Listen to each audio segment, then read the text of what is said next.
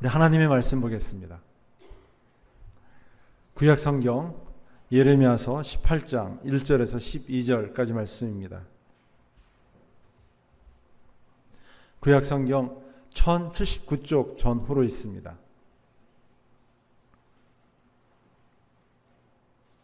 예레미야 18장 1절에서 12절 말씀을 함께 한 목소리로 하나님의 말씀을 봉독하겠습니다. 여호와께로부터 예레미야에게 임한 말씀에 이르시되 너는 일어나 토기장의 집으로 내려가라. 내가 거기에서 내 말을 내게 들려주리라 하시기로 내가 토기장의 집으로 내려가서 본즉 그가 농로로 일을 하는데 그가 그것으로 자기 의견에 좋은 대로 다른 그릇을 만들더라. 그때 여호와의 말씀이 내게 임하니라. 이르시되 여호와의 말씀이니라.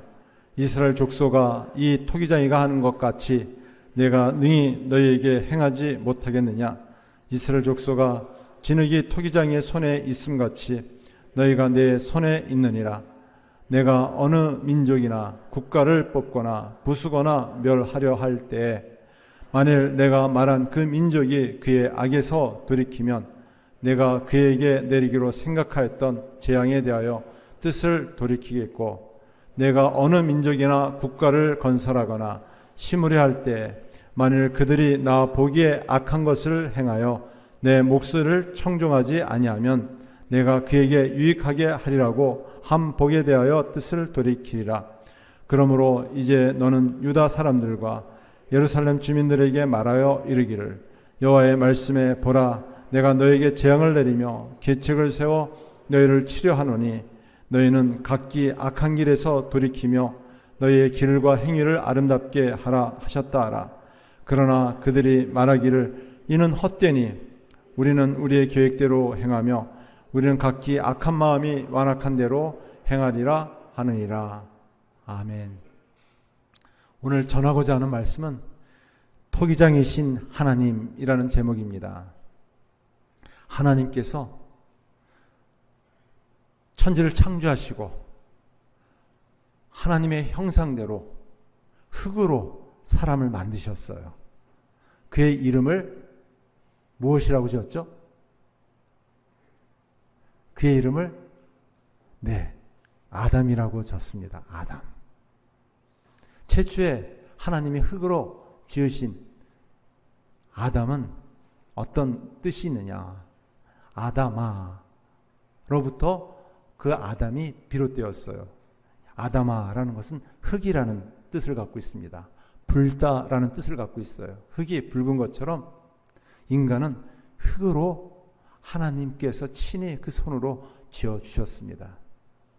오늘 말씀은 진흙과 같은 우리 인생을 토기장이신 하나님께서 어떻게 우리를 빚어가시는가 우리에게 보여주고 있습니다.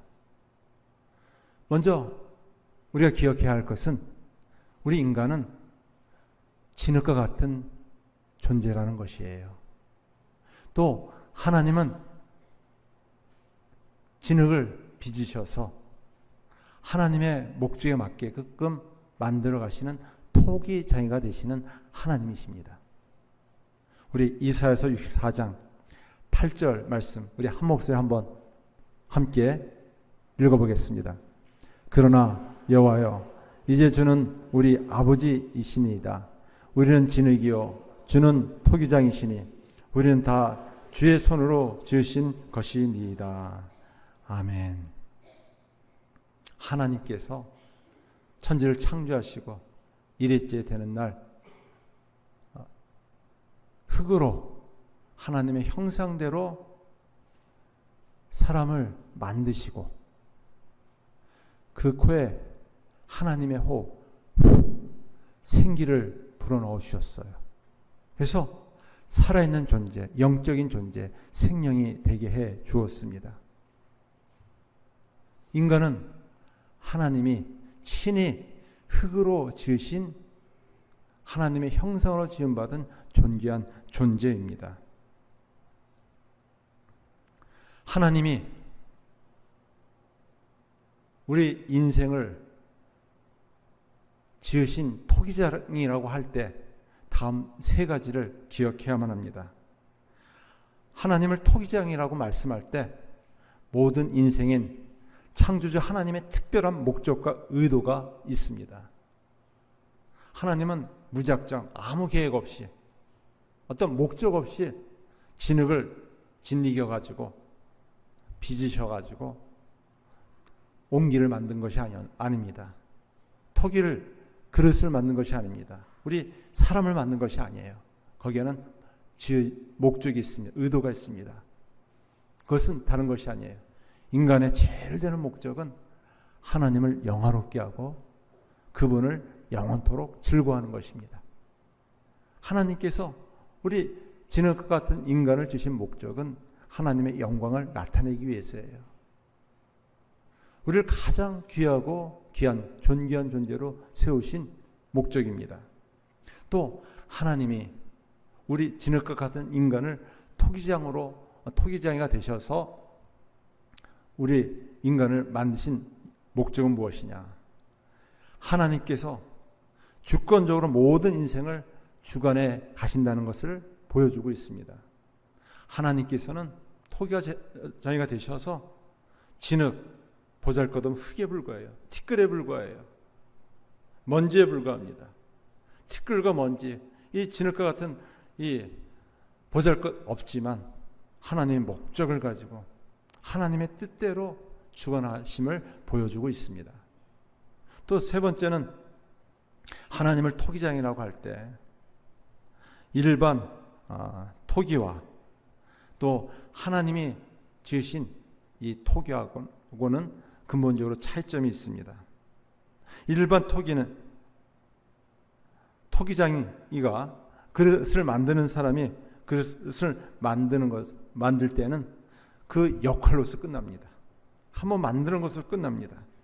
그러나 하나님은 지금도 진흙을 이겨서 우리를 계속 다듬어 가시고 빚으시고 만들어 가십니다. 이것이 토기장이신 하나님께서 우리를 이끌어 가시는 모습이에요. 토기장이신 하나님은 그러나 우리를 함부로 기계처럼 다뤄가지 않으세요. 토기장이신 하나님은 인격적인 반응을 보면서 하나님의 뜻대로, 다시 말해서 하나님의 주권을 이루어 가십니다. 오늘 말씀 6절과 7절과 8절과 9절과 10절 말씀 우리 한번 함께 한 목소리 읽어볼까요? 여호와의 말씀이니라. 이스라엘 족속아, 이 토기장이가 하는 것 같이 내가 능히 너에게 행하지 못하겠느냐? 이스라엘 족속아, 진흙이 토기장이의 손에 있음같이 너희가 내 손에 있느니라.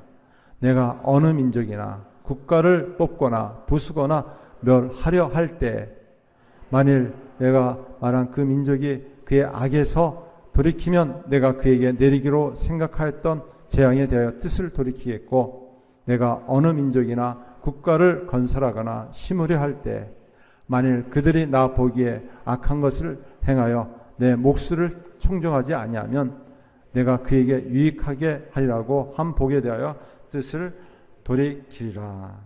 아멘. 진흙은 인격이 없어요. 그렇지만 하나님께서 진흙을 하나님의 형상대로 빚으시고 그 코에 하나님의 호흡, 생기를 불어 넣으셔서 하나님의 마음을 아는 하나님을 닮은 거룩한 존재로 세우셨습니다. 그래서 우리에게는 어떤 자유의지를 가지고 있어요. 우리가 갖고 있는 이 자유의지는 하나님을 섬기도록 만드신 우리에게 주신 가장 큰 선물입니다. 하나님은 우리를 일방적으로 내 뜻대로 살아라, 내가 너를 주신 목적대로 살아야 된다, 강압적으로 명령하고 또 기계적으로 우리를 이끌어가지 않습니다. 대화하기를 원하시고 교제하기를 원하시고 자발적으로 자원하는 마음으로 기쁜 마음으로 하나님의 뜻을 쫓아 행하기를 원하세요. 막무가내로 안 되면 때려서라도 혼내서라도 말을 듣게끔 하지 않으시고 참고 기다리시고 또 끝까지 참으시면서 어떻게 해서든지 하나님과 인격적인 관계를 맺고 스스로 전하는 마음으로, 기쁜 마음으로, 순종하는 마음으로 주님을 섬기기를 원하세요. 오늘 6절 말씀에도 보면 이스라엘 족속아 진흙이 토기장의 손에 있음같이 너희가 내 손에 있느니라. 우리는 하나님의 손에 쥐어진 그릇에 불과해요. 우리는 우리 인생이 진흙이라고 할 때 어떤 특징이 있느냐? 진흙은 보잘것이 없어요. 가치가 없는 존재입니다. 하나님께서 하나님의 손에 의해서 빚으셨기 때문에 우리는 존귀하고 가치 있는 자가 되었습니다. 진흙은 어떤 형태를 갖추기 이전에는 그냥 발로 밟아도 아무 소용이 없는 것이었습니다. 또 큰 비가 내리면은 비에 씻겨 내려가는 그런 필요 없는 그런 가치 없는 그런 형태입니다. 그렇지만 토기장이가 되신 하나님께서 친히 그 진흙을 짓이겨서 아름다운 형태인 하나님의 형상을 닮은 거룩한 존재로 만드셨어요. 그래서 하나님의 손에 쥐어졌을 때 우리의 삶은 더 복되고 행복하고 거룩한 존재로서 존귀한 존재로서 살아갈 수가 있습니다. 만약에 버려진 흙에 불과하다면 무슨 소용이 있겠어요? 토기장이의 손에 들려졌을 때 상상할 수 없는 무한한 가치, 상상할 수 없는 크고 놀라운 가능성이 그 안에 포함되어 있습니다. 그래서 교육이란 무엇이냐? 에듀케이션이라고 합니다. 에듀케이션. 에듀케이션의 원래 뜻은 에듀는 끌어내다. 안에 있는 것을 끌어내다라는 뜻을 갖고 있습니다. 사람에게는 원래 갖고 있는 잠재적인 그 가능성, 무한한 그런 잠재성이 있기 때문에 교육이란 무엇이냐면 하나님께서 그 안에 감춰져 있는 것을 우리 인간이 잘 발견해서 그것을 끄집어내는 것이 교육입니다. 그래서 막무가내로 이렇게 해라 저렇게 해라 지시하고 지도하는 것이 교육이 아닙니다. 그것은 훈육이에요. 훈육을 가리켜서 양육, 디스플린이라고 합니다. 이 디스플린의 원래 뜻은 무엇이냐면 이끌어 주다라는 뜻이에요. 선생님이 좋은 본을 보여서 이끌어 주는 것이 양육, 훈육이에요. 또 세 번째 의미가 있는데 훈련이라는 뜻도 있어요. 훈련은 무엇이냐? 좋은 습관을 들이기 위해서 반복적으로 계속 강조하는 것을 훈련이라고 합니다.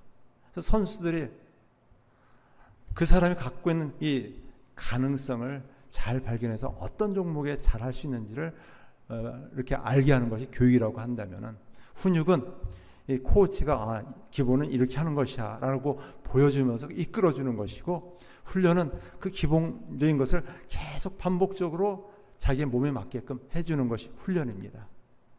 하나님은 이런 여러 방법을 통해서 우리들을 더욱 아름답게, 존귀하게, 거룩하게 빚어가 주십니다. 그래서 하나님의 손에 들려졌을 때 우리 인생은 아름답게 행복하게 빚어져 갑니다. 그렇지만 일방적으로 또 강압적으로 이끌어가지 않으시고 인격적으로 상호 소통, 대화하며 친밀함을 가지고 이끌어가 주십니다. 이것이 하나님이 우리를 이끌어 가시는 아주 독특하고 특별한 방법이에요. 근데 당시 남유다 백성, 예루살렘 성에 있는 하나님의 백성들은 잘 몰랐어요. 알았지만 하나님과의 친밀함을 잊어버리고 하나님을 거역하고 하나님을 배반하고 패역한 길로 하나님이 가장 싫어하시고 미워하시는 우상 숭배 길로 걷게 되었습니다. 하나님은 인격적인 상호 관계로 이끌어 가시기 때문에 우리가 하나님을 떠나게 되면 하나님도 우리에게 등을 돌리십니다. 하나님의 얼굴을 가리우세요.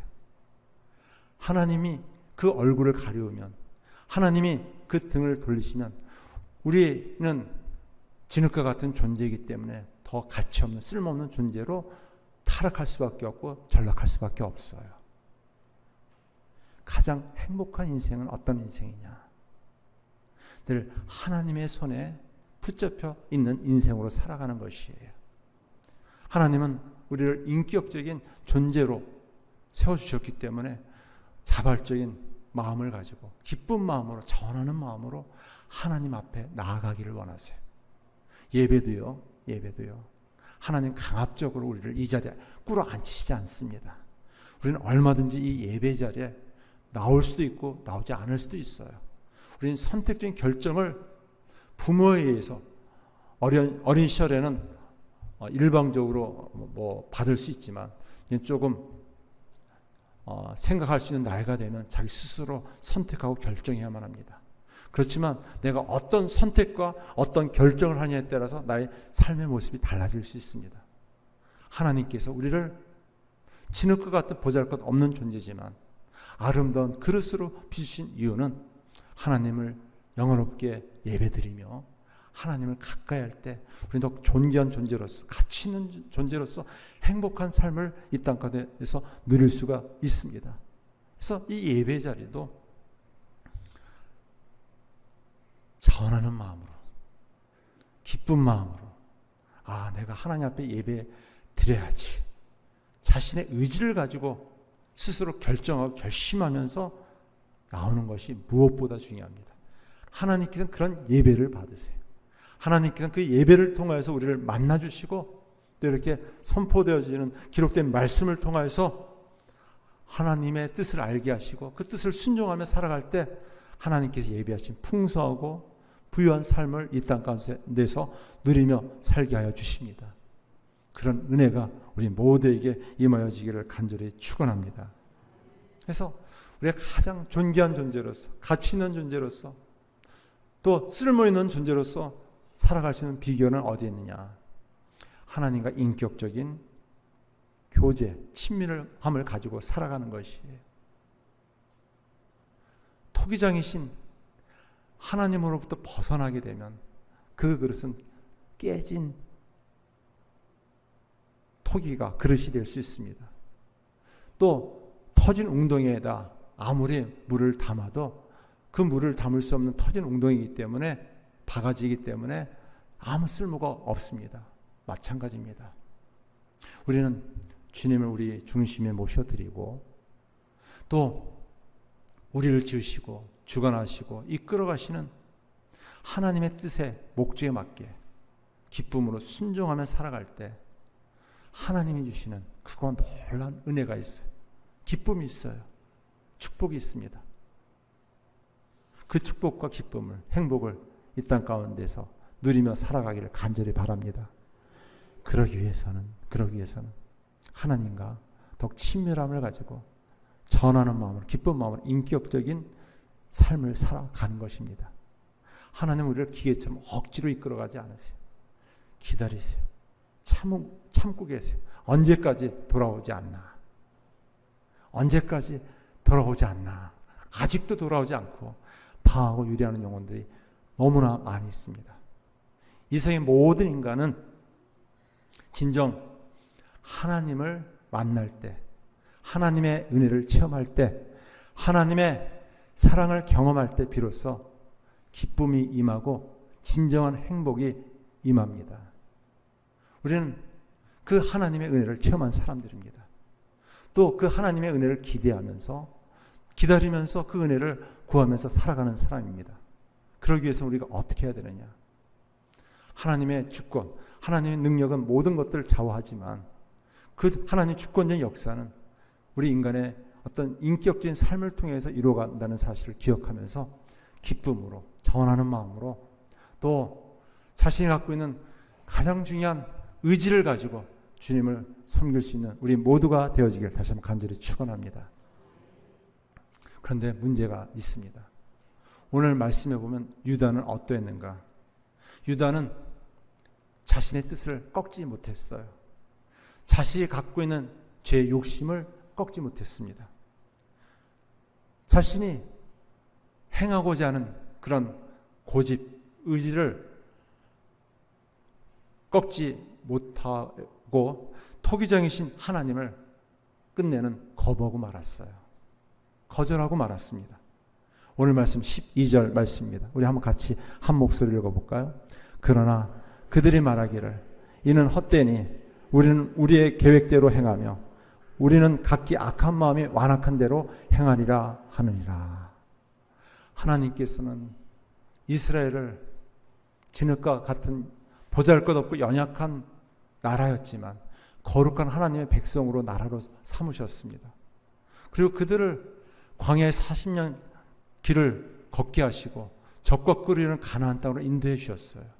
그들은 풍성하고 부유한 삶을 살았는데 그만 이 땅의 번영을 위해 성공을 위해서 자신의 죄 욕심을 꺾지 못했어요. 자신의 뜻을 꺾지 못했습니다. 결국 완악한 마음으로 완고한 마음으로 하나님을 기쁨으로 섬기지 못하고 하나님께 등을 돌려버렸습니다. 하나님께서도 그들에게 등을 돌리셨어요.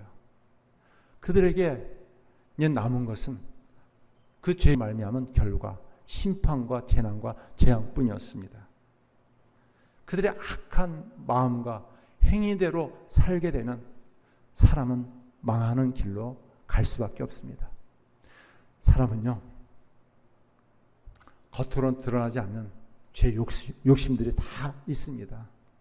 죄 욕심은 절제하고 하나님 앞에 내려놓아야지, 늘 끊임없이 하나님의 은혜를 받아서 늘 죄 욕심이 하나님의 사랑으로 넘쳐나야지, 그러지 않으면 이 죄 욕심이라는 것은 늘 죄를 짓고 죄로 말미암아 멸망, 사망에 빠지게 합니다. 망하게 되어요. 모든 사람은 다 자신의 욕심대로 살려고 애를 쓰는데 절제하지 못하면 타락하게 되고 무너지게 되고 망하게 됩니다. 이것이 인류 역사가 보여주는 멸망의 길이에요. 이 멸망의 길을 하나님이 택한 거룩한 하나님의 백성인 유다 백성도 그런 길로 갔습니다. 그 죄 욕심을 가지고 어떻게 하면 이 땅에 더 잘 살까, 더 부자가 될까, 더 많은 지위를 누릴까, 이렇게 하면서 자신의 완악한 그 욕심을 꺾지 못하고 고집대로 살았을 때 하나님을 등지고 말았습니다. 하나님을 외면하고 말았어요.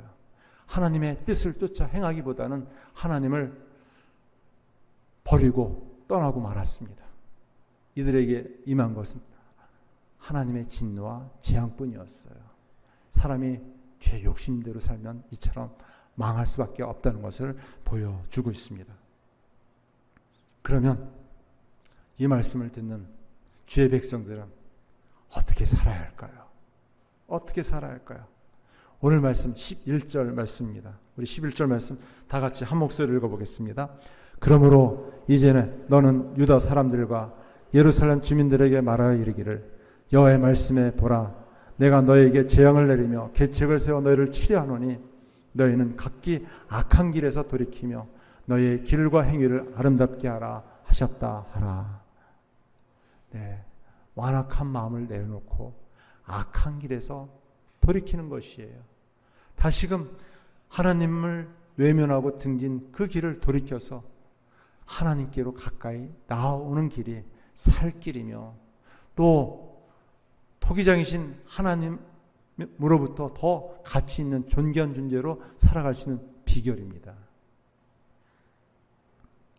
우리가 앞으로 남은 인생을 어떻게 살아야 할까요? 우리는 늘 불안한 현재를 살아가고 있어요. 무엇을 먹을까? 어떻게 살아야 될지 막막한 가운데 미래를 불안해하고 있습니다. 어쩌면 좋을까요? 토기장이신 하나님은 우리를 그대로 버려두실까요? 네, 버려두시지 않습니다. 여전히 우리를 붙잡고 계세요. 특별히 하나님의 택한 백성들을 하나님께서는 늘 선한 길로, 의의 길로 인도해 주십니다. 하나님의 선하심과 하나님의 인자하심을 맛보기 위해서는 어떠해야 해야 할 거예요. 포기장이신 하나님의 손에 붙잡히는 길만이 우리가 살 길입니다. 그래서 우리가 어떻게 남은 삶을 살아야 되는가? 우리 인생을 하나님의 손에 맡겨드리는 것이에요. 한번 따라해 보겠습니다. 우리의 삶을 그분의 손에 올려놓고 주의 뜻대로 나를 만드소서 라고 기도해야 합니다. 네, 내 손은 너무나도 연약해요. 보잘 것이 없어요. 아무 손재주가 있지만 얼마 지나지 않아도 다 녹슬어 없어질 인생이 되고 맙니다. 그렇지만 능력이 하나님의 손에 붙잡혀 있을 때는 그 하나님의 선하심으로 인자하심을 인도하여 주시면 능치 못할 것이 없는 줄 믿습니다. 그래서 우리가 앞으로 어떻게 살아야 되는가? 자신의 생각, 계획, 뜻이 많이 있을 줄 압니다. 그것을 하나님 앞에 그 고집을 내려놓는 것이에요. 의지를 주님 앞에 내려놓는 것이에요. 저는 잘 알 수가 없어요. 전 너무나 부족합니다. 연약합니다. 제 마음 하나 제대로 가누지 못하는 너무나도 연약한 존재입니다. 라는 것을 인정하는 것이에요. 그러면서 하나님의 능력의 손에 맡겨드립니다. 제 인생을 가장 아름다운 모습으로 빚어주세요. 만들어주세요. 저는 여전히 불완전해요. 저는 여전히 부족해요. 그렇지만 하나님은 완전하신 분이시기 때문에 저를 가장 좋은 모습으로, 귀한 모습으로, 존귀한 모습으로 새롭게 빚어주실 줄 믿습니다. 믿음을 가지고 하나님의 손에 우리의 삶을 전적으로 맡겨드리는 것입니다. 그런 은혜가 우리 모두에게 임하기를 간절히 축원합니다. 기도하겠습니다.